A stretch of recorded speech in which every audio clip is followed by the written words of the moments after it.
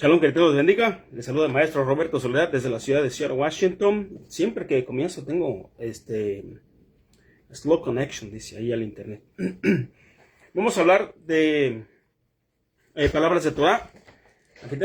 Miren, aquí les presento a mi cachorro que quiere saludarme y se quiere subir aquí a estudiar conmigo. Bueno, son cosas que pasan en vivo. Ya le quitaron la silla para que no se suba. Palabras de Torah, de la porción que se llama Mishpatim, que significa los estatutos, si no me equivoco, mis juicios. Y vamos a hablar de varias cosas que a nosotros siempre nos han tenido curiosos, o curioseando del por qué ciertas leyes rabínicas están como están. Por ejemplo, aquí dice la escritura en el libro de Éxodo, en el capítulo 23, verso 19. Dice la escritura: la más selectas primicias de tu tierra traerás a la casa de Adonai, de Elohim tu Dios. Y después dice aquí, punto y coma, algo separado, inclusive algo fuera de completamente de contexto. Dice: no cocerás al cabrito en la leche de su madre. Aquí, en hebreo no dice cabrito. Nosotros lo deducimos porque habla de una palabra que se refiere al cabrito que es joven, pero no dice el cabrito, sino dice al gedí, que es un animal que es muy joven. Y todo mundo entendió que se estaba refiriendo a el animal que nosotros conocemos como la cabra, que no necesariamente significa cabra, pero sabemos que es un animal joven que representa ahí la nueva vida que acaba de nacer de una mamá. Entonces, no cocerás al cabrito en la leche de su madre. Y entonces, más adelante en la vida, como esto es algo que se conoce como un huk, o sea, es un estatuto del cual no hay mucha explicación, no entendemos qué significa o por qué Adonai prohibió que se cociera al cabrito en la leche de su madre. Entonces, si no lo entendemos, tenemos que llegar a una forma de darle una aplicación simbólica a ese verso.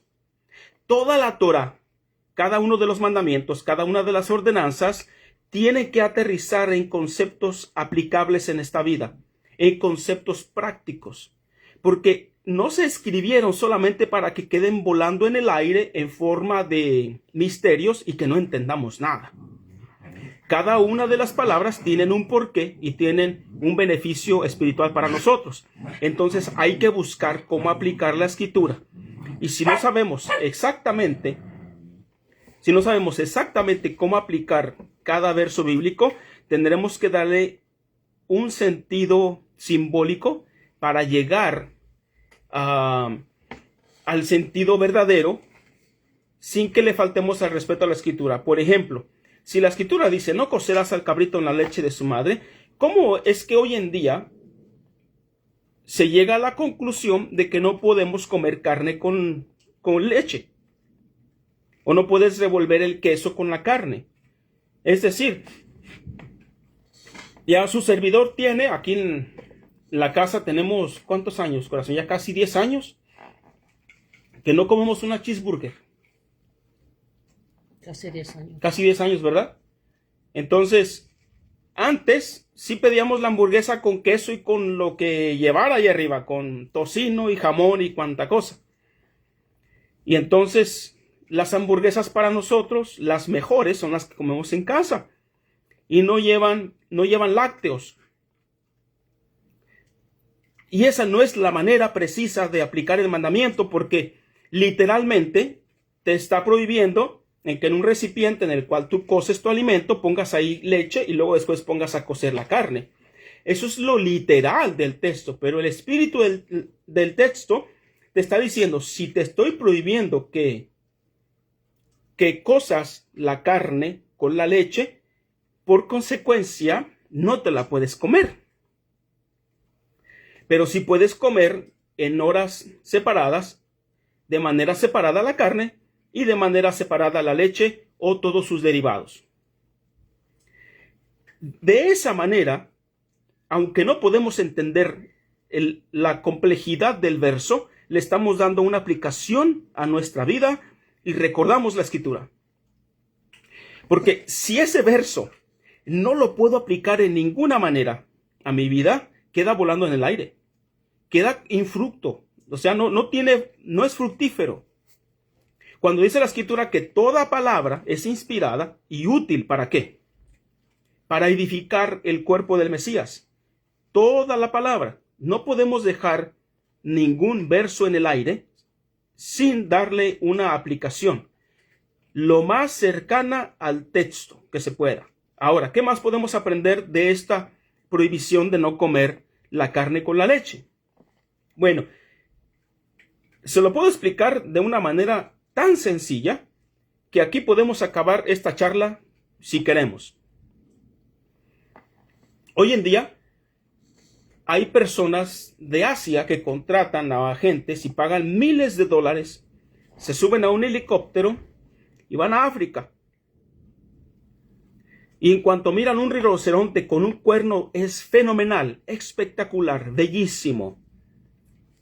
Le disparan un dardo o le disparan un balazo con la escopeta de alto calibre, cae el rinoceronte, sacan la motosierra y le mochan el cuerno. Porque ese cuerno, cocinado de cierta manera o X manera, en los países asiáticos sirve para supuestamente curar o para fortalecer el sistema inmune o la vida íntima, etcétera, etcétera. Y eso en la cabeza de la mayoría de personas que somos normales es una completa ingenuidad. Es una desgracia que la gente todavía tenga esos pensamientos, ¿cómo se le llama a ese término? Cuando la gente cree en amuletos supersticiosos. O peor, si están cayendo en esotería, brujería, hechicería, etcétera, etcétera. Y piensan que el cuerno del elefante o el cuerno del rinoceronte les va a ayudar para su salud. Y sí, se dice históricamente que hay pueblos a los cuales sí ponían al cabrito en la leche, a cocerlo en la leche de su madre, lo cual es algo irónico porque la leche representa la vida y la carne representa la muerte. Y entonces, ¿cómo es que aquello que le tenía que dar vida al cabrito ahora lo está matando? O está sirviendo para que alguien más lo consuma. Entonces, esto nos puede a nosotros llevar a pensar que cualquier persona que hacía este tipo de cosas estaba cayendo en un cierto tipo de crueldad. Así como las personas hoy en África van y le cortan los cuernos a los rinocerontes y algunos de ellos se quedan sin defensa y se quedan con infecciones, si quedan vivos y con un tremendo dolor. Y pasa en pleno siglo XXI. Es muy posible que el año pasado a muchos rinocerontes les hayan cortado el cuerno. Sigue pasando a hoy en nuestros días.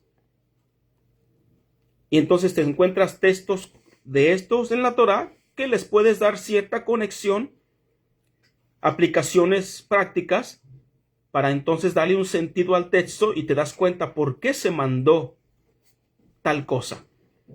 La otra cosa que no podemos entender, aunque le damos una aplicación, es de que en esta porción de la Torá el Eterno manda no vestir con prendas de lana y fino. Y la Torá se refiere precisamente a que este talid es de lana, no tiene lino, porque la prohibición es hacer una fusión de las dos especies de tela en una sola prenda. Entonces, el sumo sacerdote entraba a ministrar al santuario y tenía prendas de lana y tenía prendas de lino, pero no tenía una prenda que estaba fusionada con las dos especies que vienen de diferentes fuentes. Esta tela, que es de lana, proviene de animal y el lino proviene de las plantas. Y entonces son como si fueran dos mundos diferentes. Entonces, le damos una aplicación a eso, pero caeríamos en una plena y completa arrogancia si dijéramos: esta es la verdad, esto es lo que el verso quiere decir, porque igual no es claro. No sabemos por qué Adonai prohibió tal cosa de manera precisa, pero tampoco ignoramos el verso. ¿Por qué? Porque toda la escritura es útil para el crecimiento de nuestra vida espiritual. Cuando hablamos de crueldad,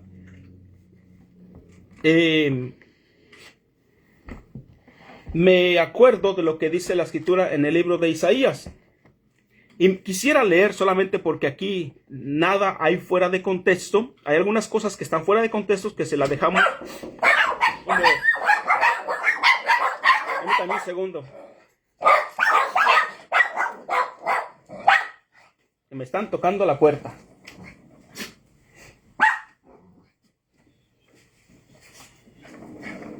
Hay cosas que se las dejamos a Dios porque son las ocultas y se las dejamos a ellos. Se las dejamos a Dios. Entonces, no las entendemos, pero sí las tomamos simbólicamente para darles una aplicación y trabajamos de esa manera, porque toda la escritura es útil. Aquí, en el libro de Isaías, en el capítulo 11, dice la escritura: saldrá una vara del tronco de Isaí, un vástago, y retoñará de sus raíces y reposará sobre él el espíritu de Adonai. Este verso número 1, cuando habla de el tronco de Isaí, habla de la vara, el árbol, el tronco de Isaí. Y un vástago, en hebreo dice netzer. La mayoría de personas cree fielmente que se está refiriendo que de ahí, de esa palabra que encontramos como netzer, es de donde se nace el término de Nazaret. Y estaba platicando con mi esposa hace rato, y nadie en el mundo, estoy seguro de esto, nadie en el mundo conocería qué cosa es Nazaret si no fuera por Yeshua de Nazaret. ¿Qué cosa es Galilea? Galilea era un poquito más conocida, pero ¿qué cosa es Galilea si no fuera por Yeshua, aquel que predicaba en Galilea? Jerusalén ya era famosa, porque el rey David la hizo famosa, la declaró la capital del reino. Pero todas las ciudades que eran de provincia, nadie las conocía. El rabino Yeshua fue el que las hizo famosas, que hasta hoy en día nosotros conocemos los nombres de esas regiones, de esas provincias de Israel, solamente por causa de Yeshua, no por nadie más. Y era donde a él le gustaba andar mucho. Sí estaba entre las dos, porque él estaba trabajando con el liderazgo en Israel, exponiendo al falso liderazgo en Israel y dándole de comer a las personas en las provincias donde él estaba ejerciendo su ministerio. Porque si nosotros nos ponemos a pensar, tenemos la capacidad de vivir, hay que preguntarnos, ¿tenemos la capacidad de vivir y de pagar las condiciones de vida en aquellos vecindarios más lujosos de nuestro país de origen? No tenemos la capacidad económica para vivir en Dubái. No tenemos la capacidad económica para vivir en Manhattan. No tenemos la capacidad económica para vivir en Hollywood, Beverly Hills, donde una casa te vale 2.5 arriba de millones de dólares, y la casa que te valga 2 millones de dólares o 1.8 millones de dólares necesita un montón de trabajo. Se está cayendo la casa. Ahí estás comprando el puro terreno nada más. Entonces el maestro le estaba predicando a la gente que tenía necesidad del doctor. Mientras, cuando iba a Jerusalén, fíjese el lenguaje que usaba el maestro delante de la gente. Él decía, no seáis como los hipócritas que se paran a orar, y dice que alargan los flecos de su manto. Si yo me paro, el fleco me llega como a la, ¿cómo se le llama? A la entrepierna. No, entrepierna no. Me llega a la, arriba de la rodilla. ¿La rodilla? Sí, arriba de la rodilla. A la pierna. Pero no me, al muslo. Pero estoy seguro que ellos se ponían un manto de oración cuyo fleco les llegaba casi a los talones. Y a los talones por enfrente y por atrás. Si yo me paro, me cuelga un poquito abajo del cinturón. Y eso que este es un talit que es grande, se considera como grande. O más o menos, entre mediano y grande. Y Yeshua estaba diciendo, no sean como ellos. Porque pasan así como pavoneándose entre la gente. Mira el tremendo manto que traigo yo puesto. Me hace más espiritual. Y también los flecos, que son lo que le llaman las filacterías. De eso podríamos hablar también un ratito. Donde se ponen aquí los mandamientos, aquí y en el brazo, donde la Torá manda que hay que ponerlos. Y alargaban, pues se enredan en el brazo, porque dice los atarás en tu mano o en todo el brazo. Y ellos alargaban el cuero y la gente quedaba así como impresionada. ¡Wow! Mira las filacterías que trae aquel, o sea, los tefilim. Haciendo pensar o haciendo creer a la gente que ellos son más espirituales porque tienen un manto más grande y tienen los tefilín más grandes. Y Yeshua dice, mira, no seas como ellos. Mejor no ocupas el talit, no ocupas las filacterías. Mejor ve a tu casa y ora a tu Padre en lo secreto, Él que te ve en lo secreto y te recompensará en público. ¿Qué son las filacterías? En griego, la palabra filactería significa como si fuera un amuleto. Fíjese qué interesante, como un amuleto. Quiere decir que los griegos veían a los judíos bendecidos, porque siempre han sido bendecidos en todo el mundo. Donde pisa un judío sale pasto mínimo. Y dicen, es que ellos usan un amuletillo, y eso se llama filactería. Entonces, no es el nombre correcto porque la escritura dice tefilim,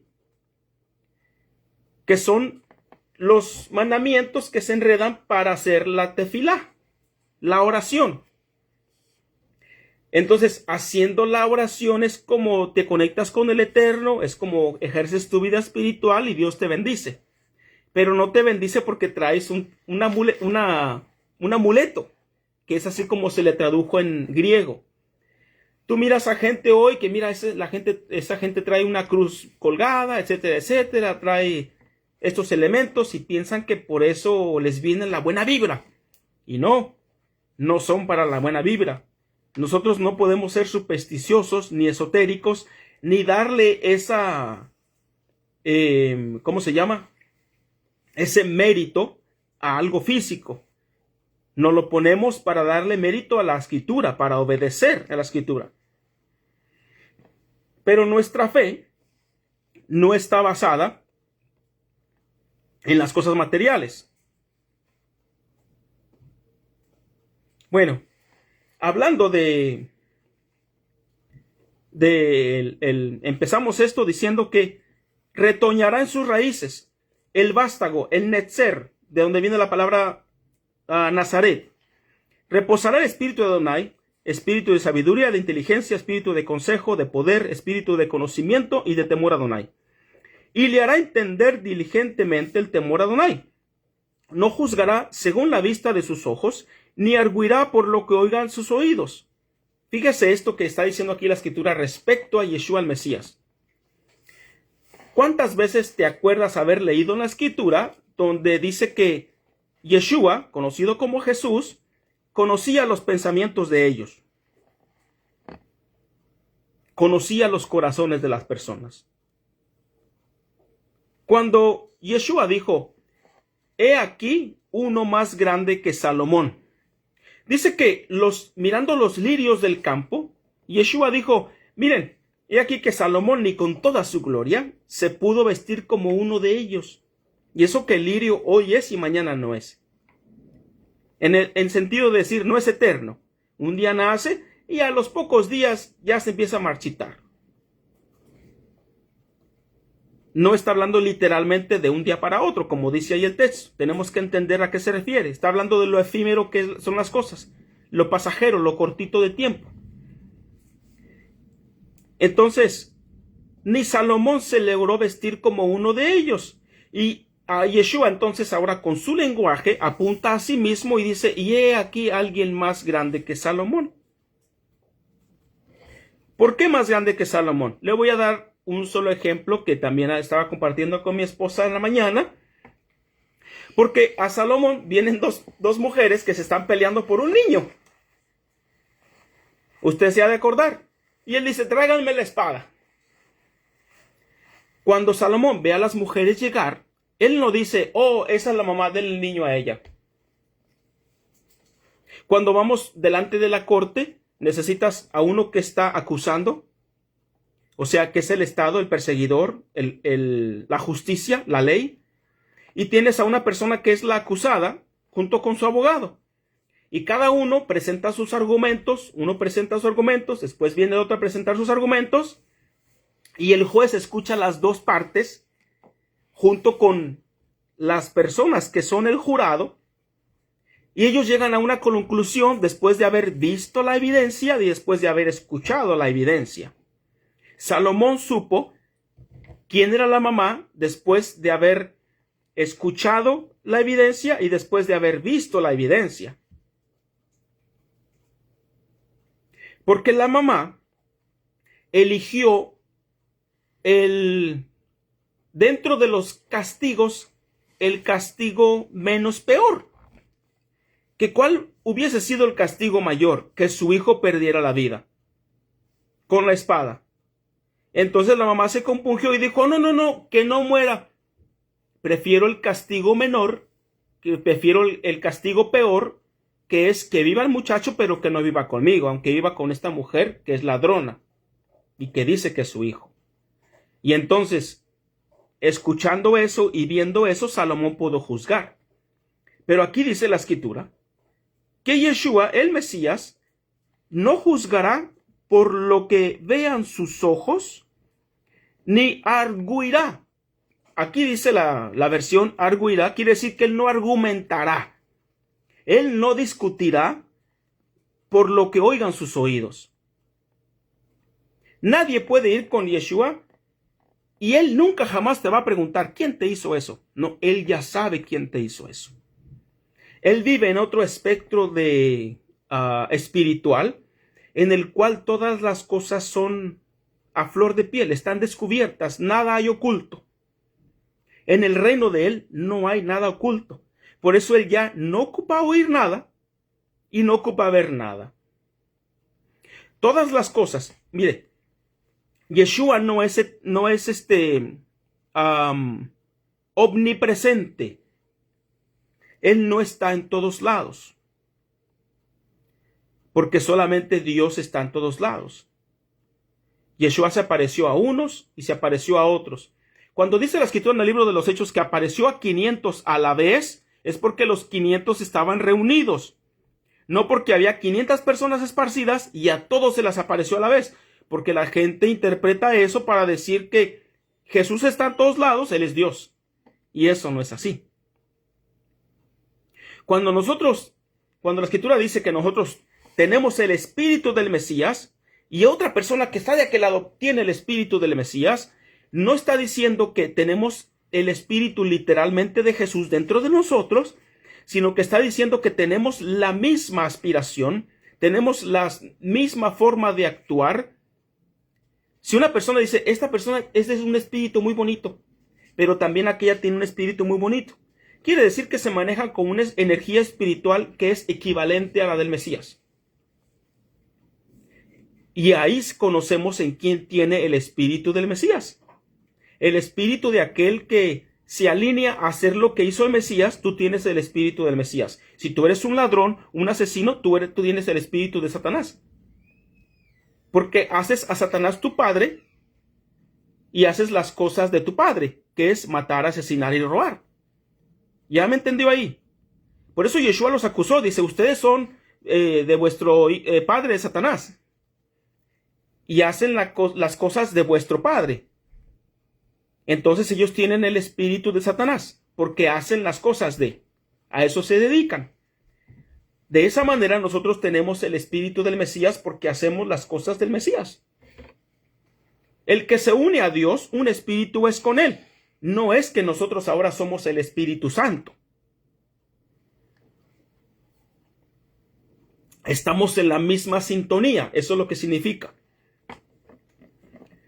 Entonces, esto abre la puerta para hablar de algo que ya en nuestros días se está comenzando a ver.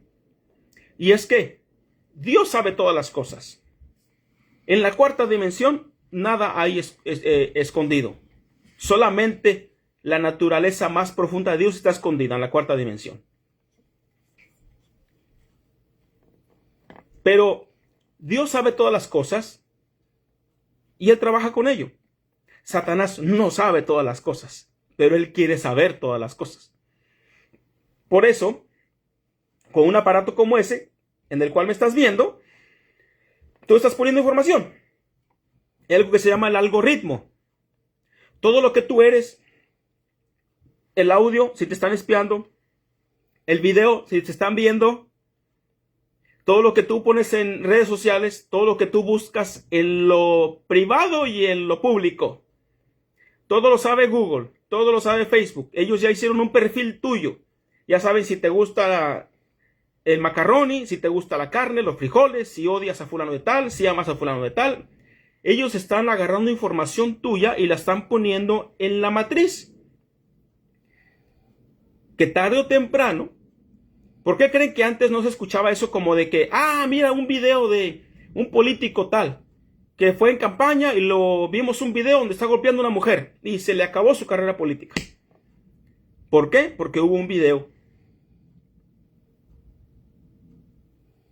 Entonces, cuando Satanás saque todos los trapitos, él va a poder manipular a toda la gente. Él quiere saber todo. Si hay una persona que está pensando apenas en quitarle la vida a otra, Dios ya lo sabe, pero Satanás no lo sabe. Él quiere saber todo. Entonces, ya se fijó cómo el saber todo conlleva una gran responsabilidad. Porque Yeshua no anda de chismoso diciéndole lo que yo he hecho en lo oculto a todo mundo. Cuando Satanás nos mira a hacer algo malo, él sí va de chismoso. Mira, tu hijo, el que dice que es santo. Y Yeshua juzga de otra manera. Satanás tiene que ver, Satanás tiene que oír. Yeshua no tiene que ver y no tiene que oír.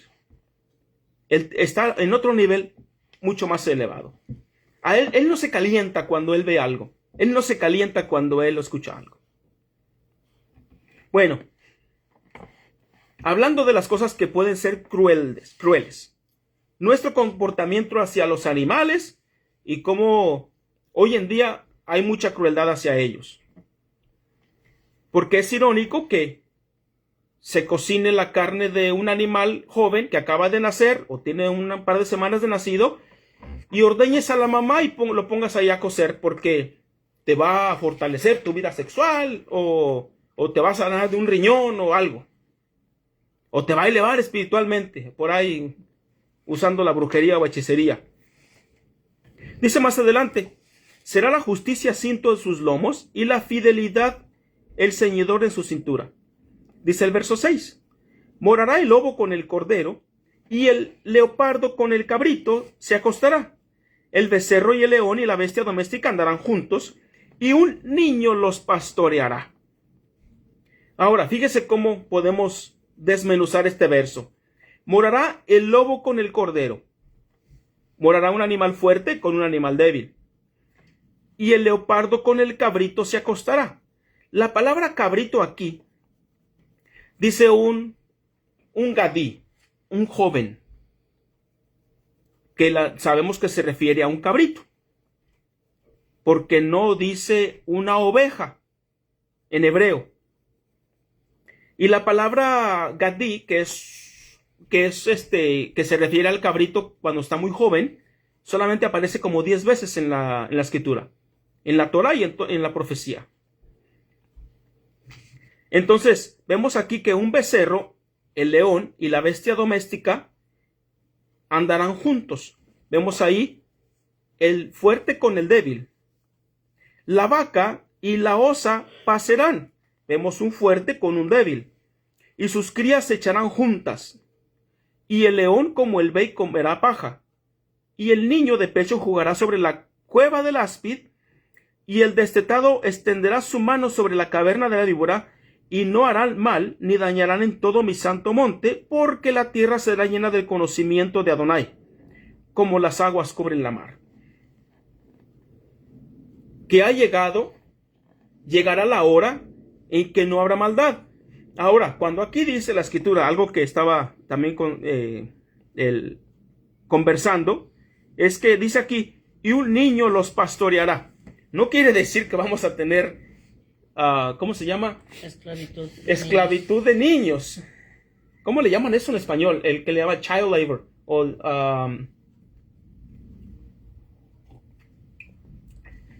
que se le llama trabajo de infancia, no. Abuso infantil. Abuso infantil, creo que le llaman. Abuso laboral. ¿No? Sí, labores infantil. Algo así tiene un término en español. No está diciendo que vamos a mandar al niño a pastorear porque ella puede. Pero te está diciendo hasta qué punto toda la naturaleza será sujeta, de modo que hasta el más débil pueda entonces ejercer un señorío sobre lo más fuerte. Porque parece que ya se está llenando el cántaro de gotitas y la ira del Eterno se va a derramar. Dice aquí la profecía, hablando de lo fuerte con lo débil. Hoy en día no es así. Hoy en día es ¿cómo se le llama? La ley del más fuerte. El que tiene las pistolas más grandes. ¿Ya se fijó lo que está pasando ahora en esta nación? Que están mandando gente que no tiene situación de documentos en orden en Estados Unidos y la están mandando para su país de origen. Bueno, están mandando aviones cuyo precio sale hasta 5 veces más caro que mandarlos en una aerolínea con tu cafecito y tus galletas. Explotación infantil. Explotación infantil. Uh-huh. Para mandar personas a la India gastaron $3 millones, cuando se pudieron haber ahorrado por lo menos 3,000 por cada persona. Lo mismo a Guatemala. Y los están mandando en aviones militares porque nadie tiene esos aviones tan esplendorosos, llenos de poder. Están mostrando el poderío. Imagínate que llevan a alguien a su país de origen y lo lleven en un coche Cadillac, como en el que anda el mismo presidente. ¿Qué es lo que me está diciendo? ¿Qué mensaje me está mandando? Es un mensaje de poder. Es decir, yo tengo aquí las pistolas más grandes y por eso ahora todos me van a obedecer y yo voy a ejercer la ley del más fuerte sobre todas las personas que han abusado de mí.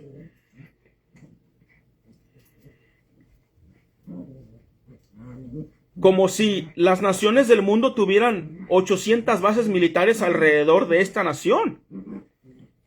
Y creo que es al revés, ¿no? Entonces, ¿quién domina a quién? ¿Quién quiere someter a quién? Va a llegar el punto en que ya estamos llegando al punto en que el Eterno se cansó de esto. Y mira lo que dice aquí. He aquí el día de Adonai viene, terrible y de indignación y ardor de ira. ¿Qué cosas le indignan al Eterno? ¿Qué cosas hacen que se derrame su ira? Para convertir la tierra en soledad Mire, aquí es fácil, no es difícil esto. Empecé hablando de dos cosas que son escondidas para nosotros. La lana y el lino y el cocer al cabrito en la leche de su mamá. No sabemos exactamente, sabemos algo, pero no todo. Por esa razón no podemos darle la espalda a la escritura y decir, igual no entiendo, ahí se ven, yo hago lo que se me pegue la gana. Y entonces viene la indignación de Dios porque no mostramos respeto, mostramos arrogancia y altanería, dándole la espalda, pensando que lo que hay allá es más importante que lo que Dios me dice. Y entonces dice, indignación y ardor de ira para convertir la tierra en soledad y raer de ella sus pecadores. Por lo cual las estrellas de los cielos y sus luceros no darán su luz, y el sol se oscurecerá al nacer, y la luna no dará su resplandor. Yo castigaré al mundo por su maldad, y a los impíos por su iniquidad. Y haré que cese la arrogancia de los soberbios, aquel que dice, igual no entiendo, o entiendo todo, yo solamente tengo la razón. Allá afuera hay iglesias que dicen que solamente ellos son salvos, que solamente ellos son los escogidos, elegidos, etcétera, etcétera. Es arrogancia, es altanería. Parece que ya de tanto que se predicó que antes de la caída es la altivez del espíritu. Ya se les olvidó. Y ahora tienen a su ungido, ¿cómo le llaman? Global, mundial, el más importante de todos. Si investigan la vida del señor que andaba en Washington orando por los presidentes y gobernadores, que se llama Guillermo Maldonado, ya le sucedió lo mismo que a muchos líderes. Ya tiene otra mujer. Y él mismo con la otra mujer tiene su iglesia llena. Y la esposa, la divorciada, también tiene una iglesia llena. Y los dos se hacen llamar profetas. Y los dos tienen su tribu que los apoyan. Unos que apoyan a que se llama Maldonado y otro que apoya a la mujer que dejó. Y la mujer que dejó ya se casó con otro más joven. Bien guapetón. Con la gente. Así estamos en este mundo. Igualito. Y entonces estamos generando indignación delante de Dios. Delante de Dios.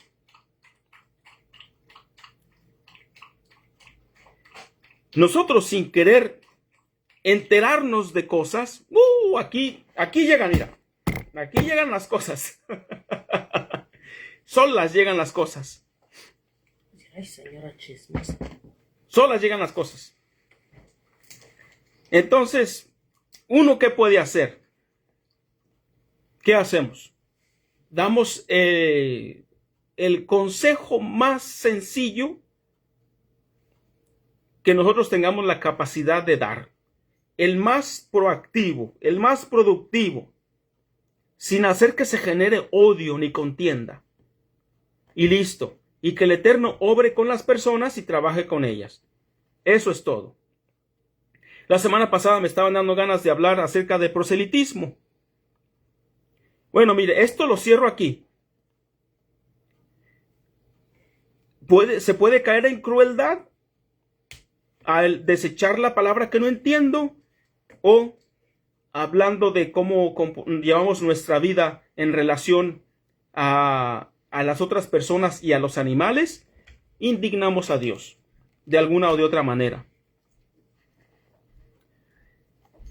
Y hablando de un ministerio y de otro, porque hace unas semanas se hablaba de la porción de la Torah que se llama Itro, del suegro de Moisés, de Jetro.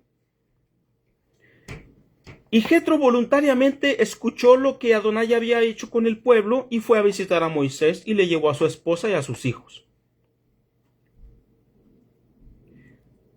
Y aquí alguien se puede haber preguntado, ¿dónde estaba el hermano Roberto cuando a mí me pasó algo muy terrible? Nunca me habló por teléfono, nunca me dijo nada, nunca, etcétera, etcétera. Yo no soy doctor para curar a la gente. Y hay algo que aquí sucede, es que el suegro de Moisés fue el que buscó a Moisés. Moisés no andaba, hermanito, ¿cómo se llama? El atalaya, como los testigos de Jehová. Que cómo friegan los testigos de Jehová. Ya la gente hace memes de cómo la gente se burla de ellos.